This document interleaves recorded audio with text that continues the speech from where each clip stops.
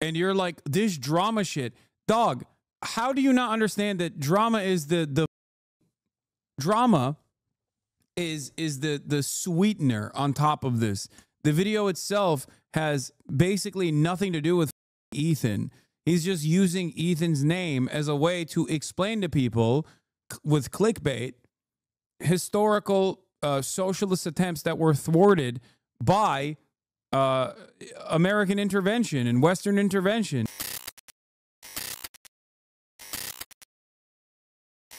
Does socialism always cause disaster? Response to Ethan Klein. Let's see what Overzealots' new video is about.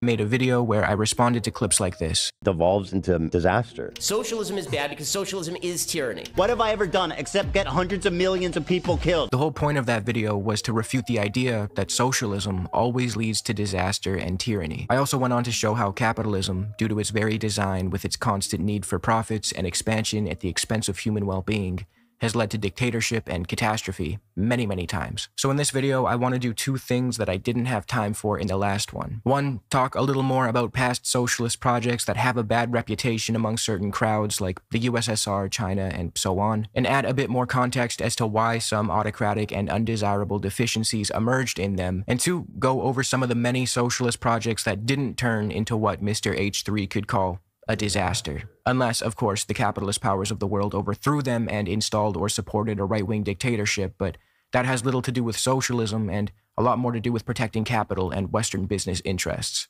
So let's do that now. When you hear the term socialism, I doubt you immediately think of the definition, social ownership of the means of production, and what exactly that even means. Your mind probably just instinctively jumps to countries like Cuba, the USSR, China, and so forth. Now, the debate, even amongst leftists, on whether or not some of these countries constitute socialism rages on. We won't entertain that right now, but what we can say for certain is that all of these countries prior to their revolutions were much worse off. In Cuba, the US-backed right-wing dictatorship of Fulgencio Batista prioritized American business interests as his regime was responsible for wicked human rights abuses in the form of mass murders and torture. Tsarist Russia was a semi-feudal backwater filled with misery and destitution, and same goes for China. I'll let Dr. Parenti give you a glimpse into the state of China prior to the rise of the Communist Party. When the communists liberated Shanghai from the US-sponsored Kuomintang reactionary government in 1949, the communists found that about 20% of the population in Shanghai, 1.2 million people,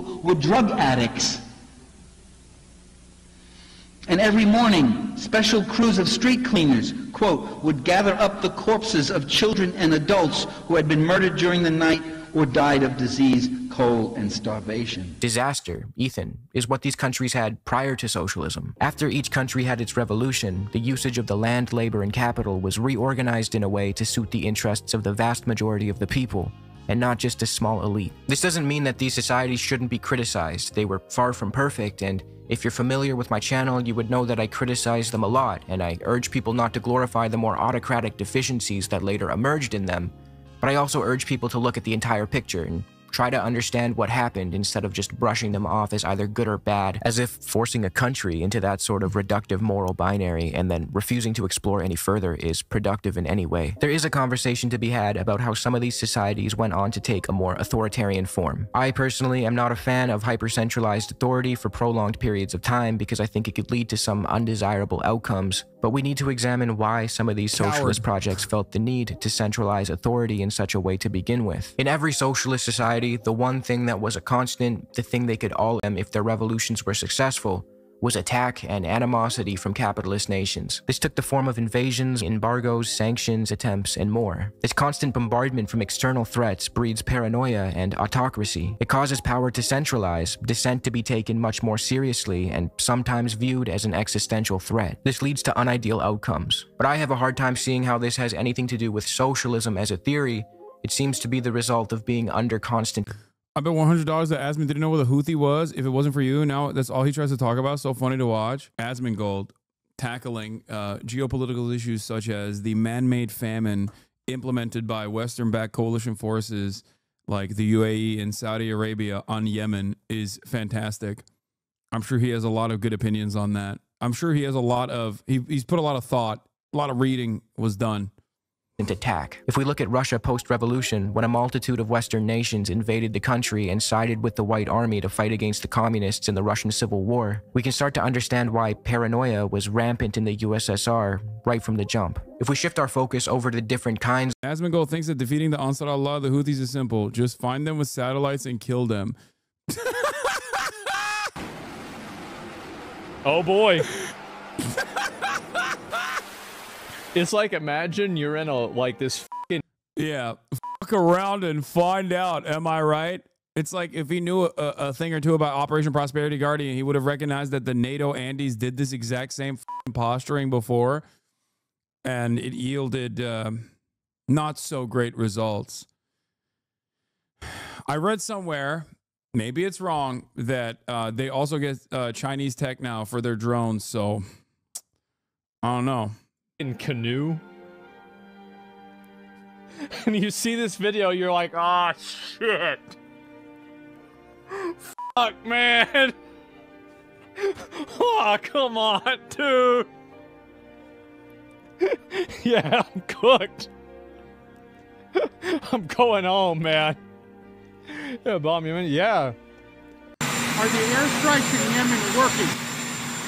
Well, when you say working, are they stopping the Houthis? No. Are they going to continue? This was awesome. Are they stopping the Houthis? No. Will we keep doing it? Yes. Yes. $1 billion in the pooper. $1 billion plus in the pooper for Operation Prosperity Guardian. Instead of getting Israel, our attack dog, to stop doing genocide, we were like, we're going to go after the people who are trying to stop Israel from doing it. And man, oh man, oh man, oh brother, did it work spectacularly. Yeah, even the NATO Andes are mad. NATO Andes are mad that the American government is so inefficient in its wasteful expenditures to defend Israel. Like, which is true. I mean, this is literally true. Only if you have to realize, I think, that it's because America's consistent. They consistently want to be on the wrong side. That's why the Ukrainian stuff was living on borrowed time, where they were like, no, dude, you don't understand. We like being on the wrong side. Even if we have the wrong purposes for being on the Ukraine side, it's just like, you don't understand. We want evil to succeed, okay? We want evil to win. We misunderstood. We accidentally thought that, you know, we accidentally thought that Russia was on the right side, so we backed you guys, but it turns out they were on the wrong side, so we're backing them now. Fantastic. Yeah, the New York Times article is what I'm talking about. Houthi drones could become stealthier and fly farther because of hydrogen fuel cell components that have been smuggled in from China, is what they're saying. Will provide Houthi fighters a technological leap ahead. Does it piss you off at all that someone like Asmongold, who is not well read and lacks any critical thinking skills, can become so prominent and influential with such low quality commentary? No. It's not Asmongold's fault. He's taking advantage of the market. It totally makes sense. Okay, I get it. I understand it. What is frustrating about this process is that there is a market for it. That is what kills me a little bit. That's it. But also, Asmongold's not the first, nor will he be the last guy that does this shit, to be fair. History is riddled with people like this that milk dumbasses with the lowest common denominator takes, like, yeah, we're really going to own these Houthis, yeah. Which America could, you know. It is an incredibly costly endeavor, however, you know. And at what cost? The question is, what cost?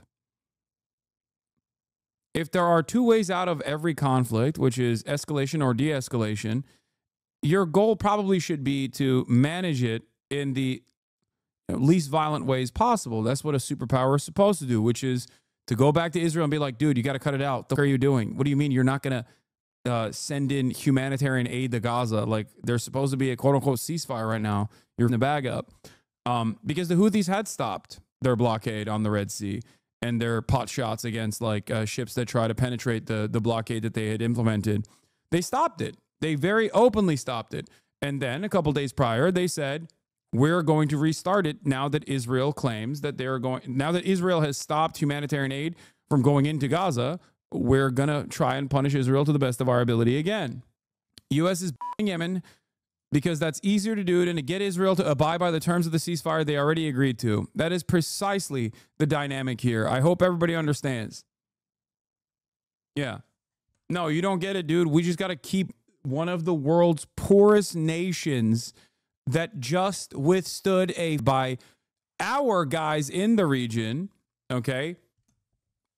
It just a couple more bombs. Dude, a couple more lanes in this highway structure is going to work out. Just one more lane, please. Please give me one more lane. Please, please, please. One more bomb. One more time. I swear the Houthis are going to stop. They're going to fucking stop. We just got one more fucking bomb, dude. Come on. Come on. Who's with me?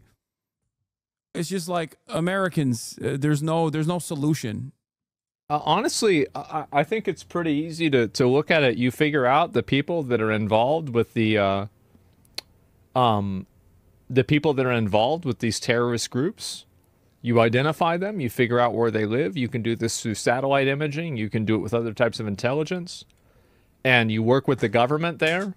And if they don't want to work with you, bro, the DOD has to hire this guy. This is such good commentary. Well, boys, the problem was so simple. Why didn't the American government think of that, dude? That's crazy. Here I thought, you know, it's not complicated. People make it unnecessarily complicated. You just got to use the satellites to find where they're at and kill them, which is very different than the Biden administration and also very different than the Trump administration. It's just a totally different way to approach this this situation. Then you just do it anyway, and you kill them. That's it. capture Stalingrad immediately. Yeah, it reads like that one tweet. Yeah, if it were me, I would be doing things very differently, dude. Yeah. I don't think it's that complicated. Right? I mean, like, what? How is that complicated? To answer the question on everyone's minds, no, Asmongold does not have a doctorate in foreign affairs. He's just that fucking good. Yeah. Oh, dude, this is awesome. It's like a child. I'm fucking posting that. To answer the question on everybody's minds. Hold on. I'm stealing that. I'm tweeting that out, chatter. No one will. This is too much of an inside baseball, but it's our joke now. It's our joke now, comrade. Your joke has been reappropriated to the original. Yes, obviously everyone in this community knows exactly what this is. This is Andrew Bates, who a part of the Biden administration said, to answer the question on everyone's minds, no, Joe Biden does not have a doctorate in foreign affairs. He's just that fucking good. Yeah. Our toothbrush, comrade. No, this famous tweet is now deleted. This shows the most branded people, and I don't mean it because I disagree with their politics, but I think they have no understanding of the world. I remember watching them react to tariffs, and Chess supported it, then Trump removed them, and they also supported it. That's awesome. How Hitler could have won. Don't terror bomb Britain. Focus on RF facilities. Demand Mussolini not be a R word with the Balkans. Don't siege Leningrad. Take it immediately.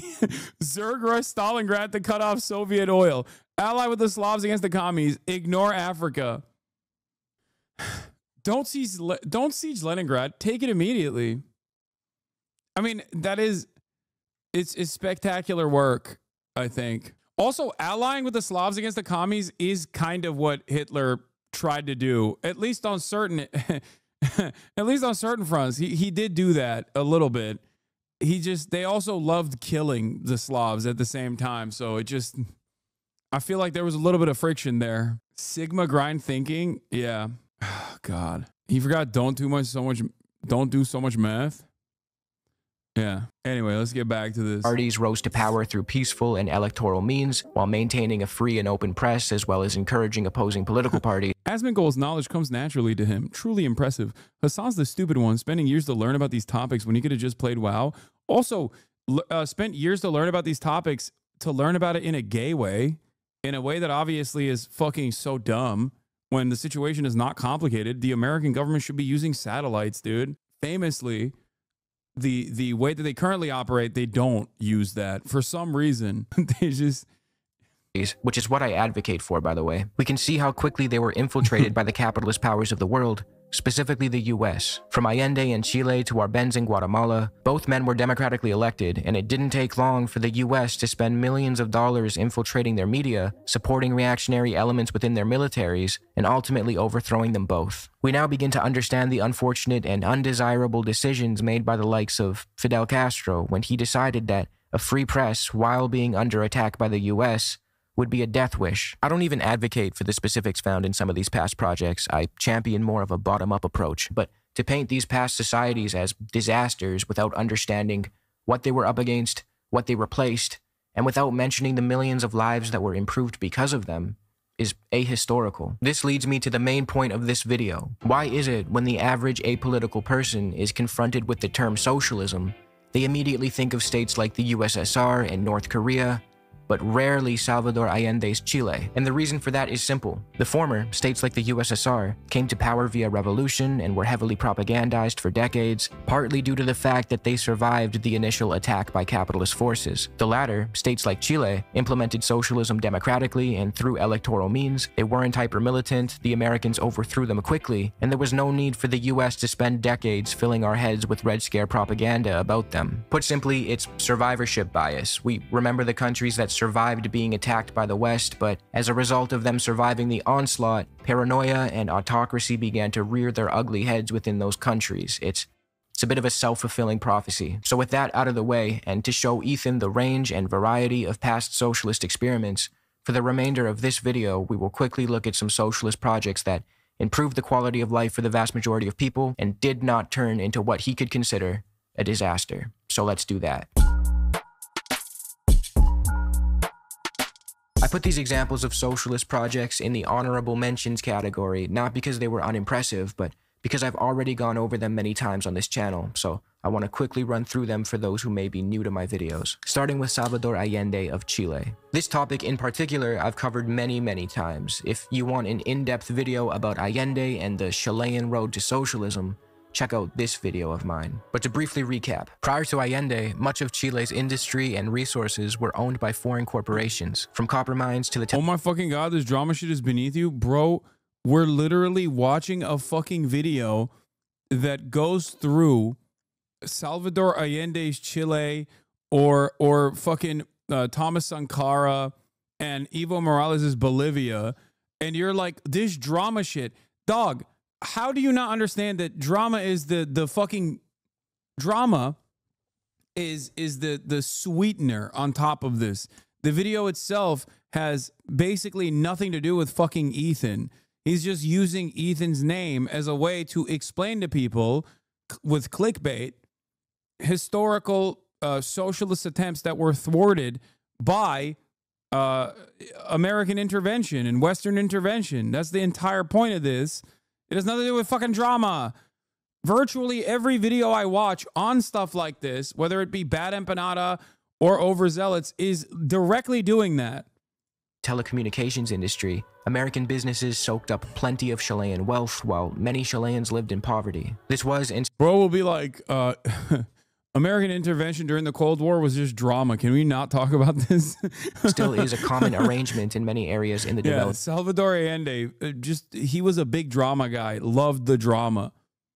World. Rich Western corporations will buy up the natural resources, exploit the local labor forces, and if the people of the exploited nation decide to fight back, either through revolution or by electoralism, Western governments, acting in partnership with their business interests, will install a fascist dictator to protect their profits. This little arrangement tends to benefit two groups: the Western business interests, who siphon the wealth away from these poorer countries, and the local elite of these poorer countries, who make up a small percentage of the population and tend to benefit from their alliance with these Western capitalists. In 1970, Salvador Allende was legally and constitutionally elected, and he vowed to take back Chilean resources and industry to help develop the country and pull people out of poverty. He referred to his ambitions as the Chilean road to socialism, where he... Big mistake.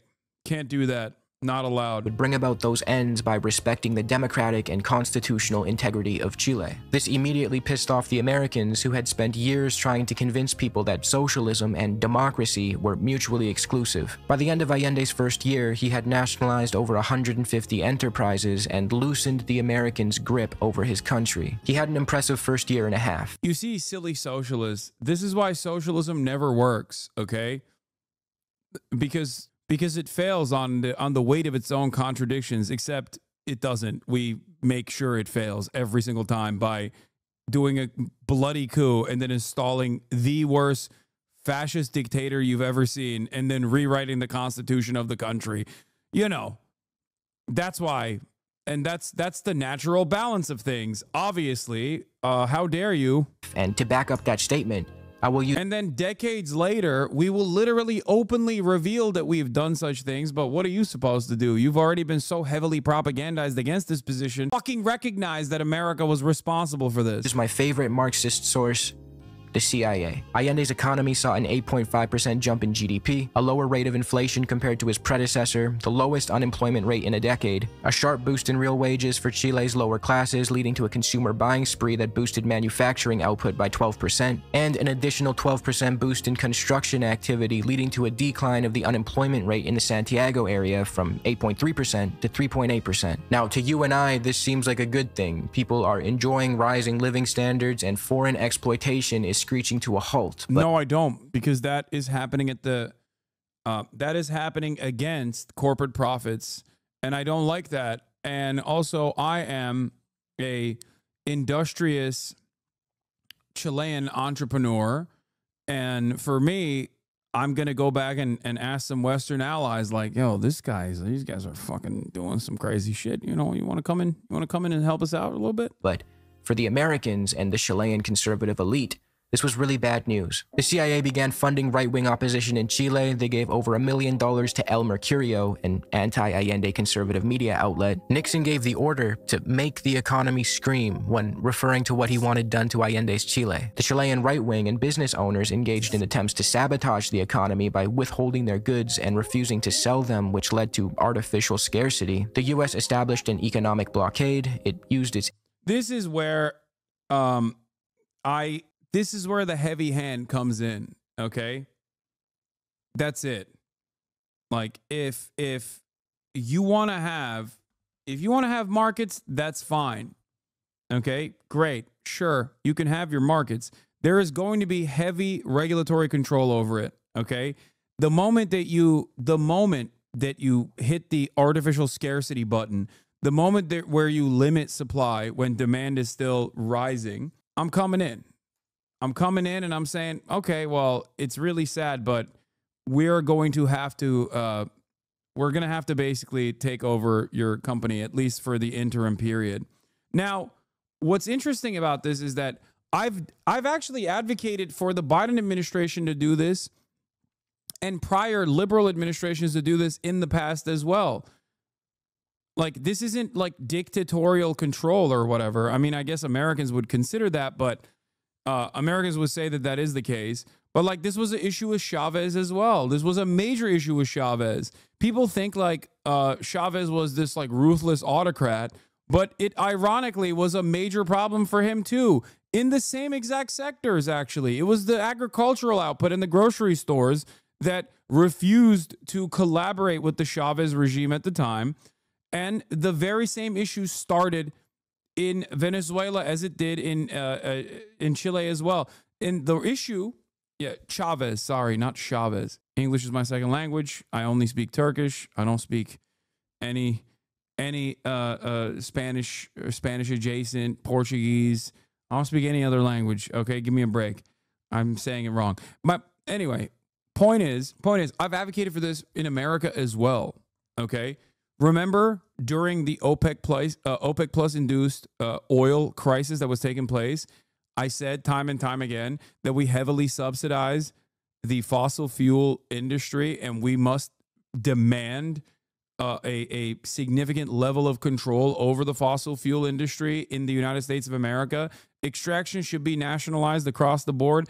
But even if it's not going to be nationalized across the board, if our own oil and gas providers do not if our own oil and gas industry does not actually try to outcompete OPEC Plus by steadily increasing supply to the best of their ability for the time being, in an effort to adjust prices for the American markets, then yeah, you should take them over. You should either cut the fucking money faucet off or just take it over. I think that's perfectly valid. And there's already legal precedent for this. We have a Defense Production Act that Donald Trump utilized. You know, there are already existing legal precedent to be able to do such things in times of crisis. So this is not far-fetched even in the United States of America. And it certainly is not far-fetched in a place like Chile, where the moment that like a sector guided by sector leaders who don't align with you ideologically refuse to play ball and try to starve out the fucking population or induce hyperinflation is a moment where you have to come in and be like, no, you have to do this. It's fucking ridiculous. Influence to cut international and bilateral aid and private credit to Chile prevented Allende from being able to renegotiate the national debt that he had inherited from his predecessor, and so much more. Long story short, the right-wing Chilean military, taking advantage of the US's work in destabilizing Allende, bombed the presidential palace and overthrew the government. Allende lost his life that day, and Chile fell to the dictatorial rule of Augusto Pinochet, who spent the coming decades torturing, murdering, kidnapping, and terrorizing Chileans while protecting American business interests in the country. So I guess in a roundabout way, this did lead to disaster, but not because of socialism, but because of the overthrow of socialism and the replacement of Allende with a tyrant who would protect U.S. business interests. In addition to Allende's Chile, Thomas Sankara's legacy in Burkina Faso is worth looking at as well. And yes, I apologize, this image is computer generated, very cringe of me, but there are just 0 public domain images of my guy Thomas, so I guess this is what we're gonna have to do. Burkina Faso was originally a French colony called Upper Volta. Like many other colonized lands, it suffered the usual burdens of colonialism and exploitation. It was severely destitute, prone to famines, the labor force was exploited by France, gender discrimination was rampant, and the overall quality of life was horrendous. We should all know by now that colonialism is a form of violence that breeds resistance, and in the case of Upper Volta, the Marxist revolutionary Thomas Sankara is who it bred. He came to power in 1983 and immediately got to work. He fought against gender I saw a fucking right-wing conspiracy Twitter account unironically post Sankara, not knowing that he was a very famous revolutionary Marxist, because he was talking about how like you have to control your own food production. Like we shouldn't be expecting handouts. And the guy literally thought he was a fucking conservative. And he was posting about him like, hell yeah, dude, based. It's awesome. Discrimination by ending forced marriages and female genital mutilation. He launched healthcare, literacy, and vaccination campaigns, land reform and nationalization programs. He focused on infrastructure, combated desertification by planting millions of trees. Here it is. Warpath, get up. There's work to do. This lady says, can you tell me, this Western Journal says, can you tell me why you said no to receiving food aid? They have not helped us to develop. They have instead created a beggar mentality. We hold out our hands. Our farmers have stopped producing because they cannot sell what they produce. This is what USAID does, by the way. I mean, like it, hate it, it doesn't matter. This kind of USA does play a destabilizing role like this, very famously, but that's besides the point. My based god, Donald Trump, JD Pondon, is putting an end to that, except the deep state Supreme Court brought it back because Amy Covid Barrett, who's a fake charlatan, who's also in the pocket of the CIA, wanted to restore USAID funding. Anyway, let's continue. Our farmers stop producing. The surplus from farmers in other countries is brought in here. We want something else. Those who really want to help us can give us plows, tractors, fertilizer, insecticide, watering cans, drills, dams. That's how we would define food aid. Those who come with wheat, millet, corn, or milk, they are not helping us. Yeah, this account posted him. Is one of those like based right-wing accounts. And he posted, he he posted this, not realizing Thomas Sankara's background. Anyway, let's keep going. Dramatically lowered the infant mortality rate, and he fought effectively against hunger. So effectively that Gene Ziegler of the UN declared, Thomas Sankara has conquered hunger. Burkina Faso in 4 years has become food self-sufficient. This is notable considering Burkina Faso's history with famines and food scarcity. Sankara also refused to play ball. Trump just gutted RFA, RFE, and Voice of America. Unlike USA, this cannot be prevented by the neocons. No, he did that because Democrats in Congress gave him the power to do so. Like, that's what the...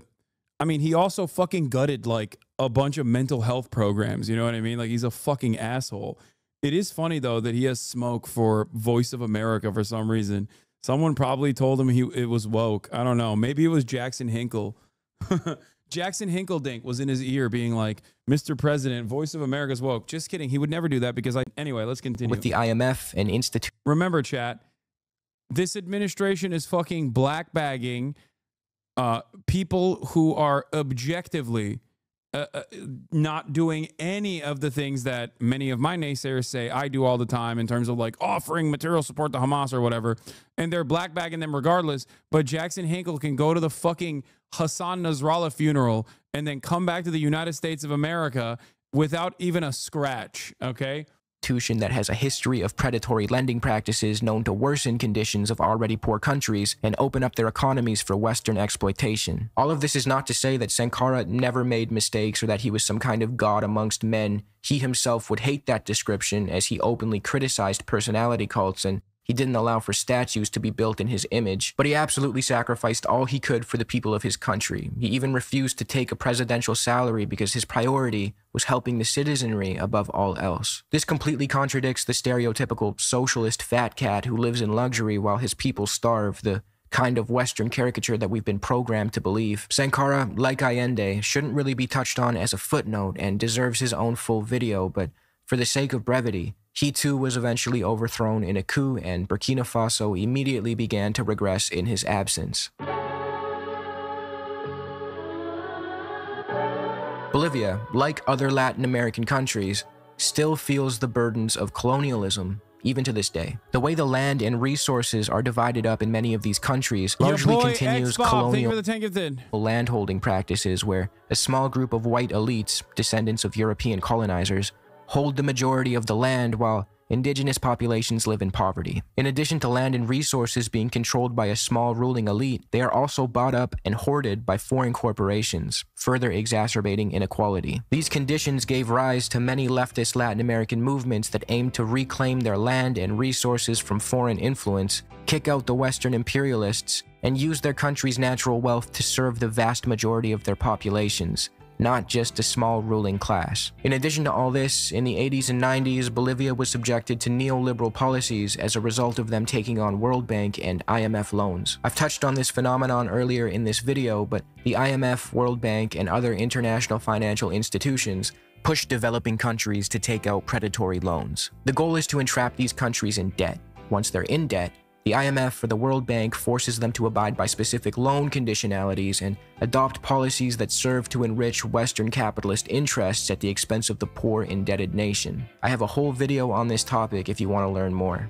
In the case of Bolivia, they were subjected to intense privatizations where Western interests bought up their shit and benefited from the wealth generated by it. The World Bank even forced Bolivia to privatize the goddamn water supply and sell it off to a consortium led by Bechtel, a U.S. corporation. This led to an increase in the price of water that many families couldn't afford, and since the private sector tends to follow profit and not human well-being, poorer areas were subjected to poor quality services. To quote Frederick Gordon's Freshwater Resources and Interstate Cooperation, the privatization of Bolivia's water supply eliminated any guarantee of water distribution to rural areas. This resulted in only half of Cochabamba's population being connected to the central water system. The law also prohibited the peasants from constructing collection tanks to gather rainwater. Law 2029 required people to ask the water superintendent for permission to collect rainwater. These goddamn capitalists think they own the fucking clouds. In addition to water, oil and other natural resources were also privatized and therefore could not be efficiently used to serve the Bolivian population. Something needed to change. This led to the rise of a man named Evo Morales and his movement towards socialism, or MAS. Party. Morales assumed the presidency in 2006, and he was the first indigenous president of the country. This was a big deal considering Bolivia's history with racism. His ascension to the presidency reflected the end of a particular Andean form of apartheid that had marginalized the majority indigenous population since the Spanish conquest,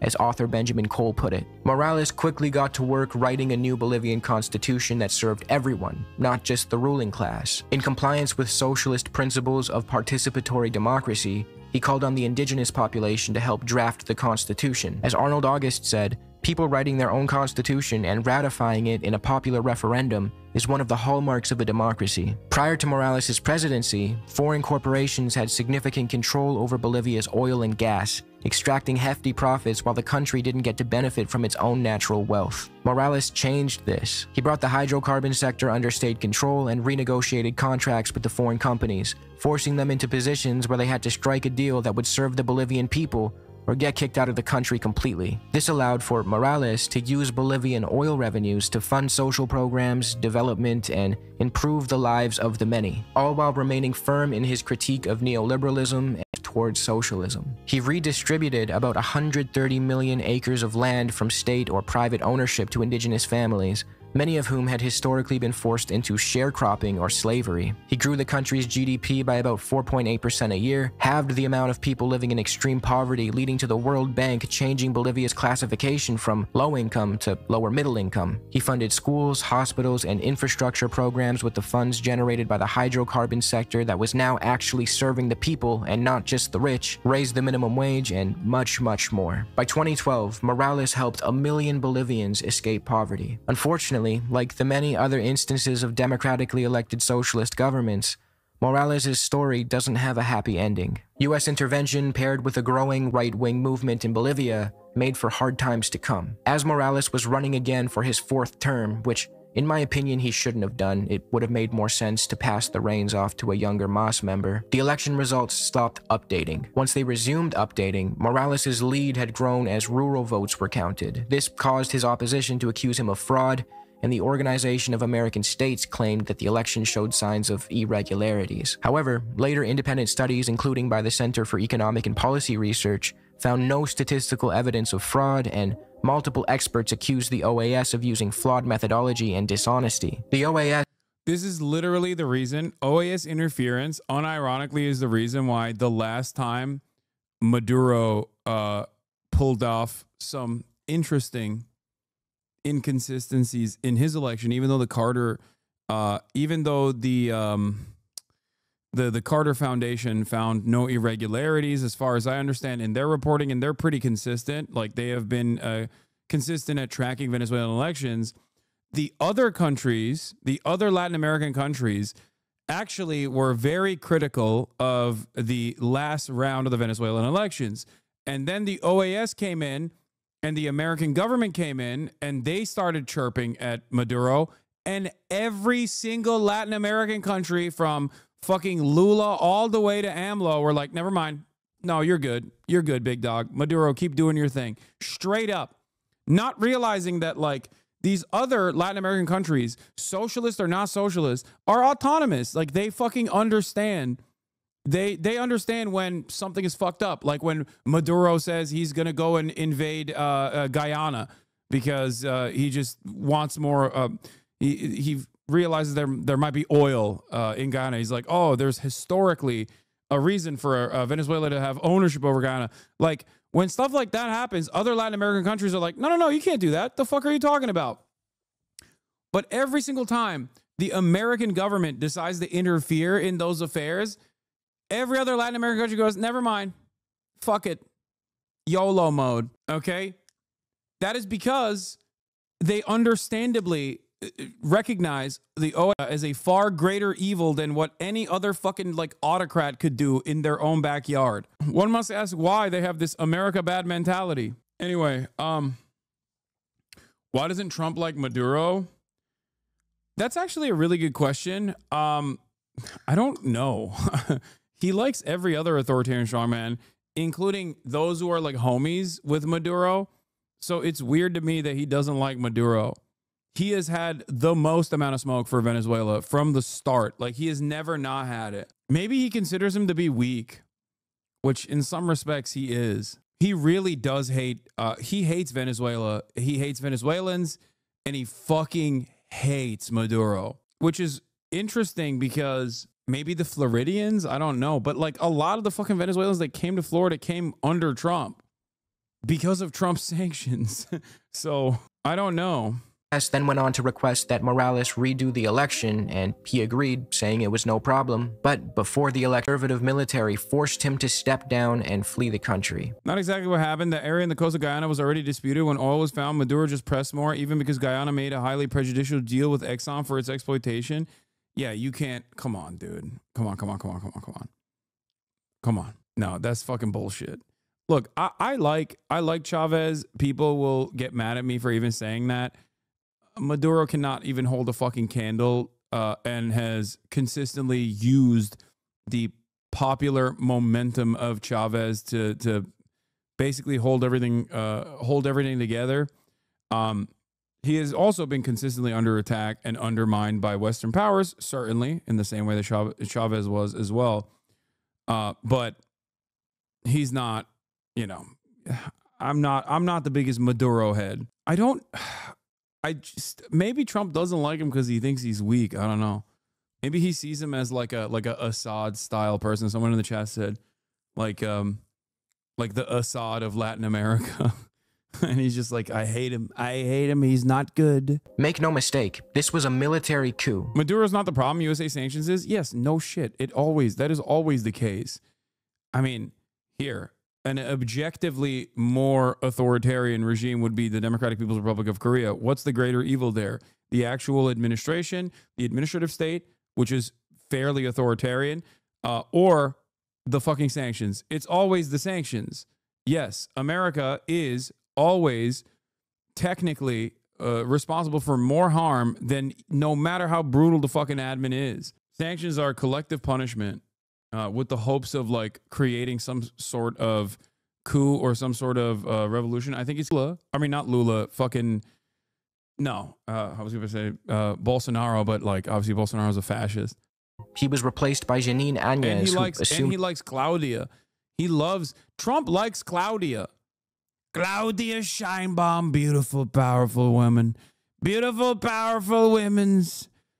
She's controlling Mexico with an iron fist. I love her. She's so good. Power unconstitutionally. Áñez was a deranged right-winger who went on to massacre Morales supporters in the aftermath of his overthrow, leading Bolivia to charge her with genocide. So again, I guess there was a bit of a disaster that took place here, but it wasn't socialism. It was getting rid of... Fairly authoritarian is a bit of an understatement when talking about North Korea law. There's literally no country that is more authoritarian on this planet. Probably. Israel's pretty bad. Saudi Arabia. A lot of the Gulf states are pretty bad. I would say Saudi Arabia is probably worse than... I mean, it's not a competition. It's just there are a lot of awful dictatorial regimes. Lately, Bolsonaro was saying we are importing nukes from China and begging Trump to coup us. Nationalists, by the way. Socialism. Aside from the projects mentioned so far in this video, it is worth highlighting a few other socialist projects whose achievements seem to get swept under the rug. From the success of Slovenia, which came from very humble beginnings only to become a wealthy nation while maintaining its unique market. So what is the answer besides sanctions then? We sanctioned Russia for what? The invasion? A way of saying you're being punished without going to war? Great question. It's an understandable mechanism against a fully established nation state that is a foreign adversary. What are the crimes of Venezuela for the sanctions started?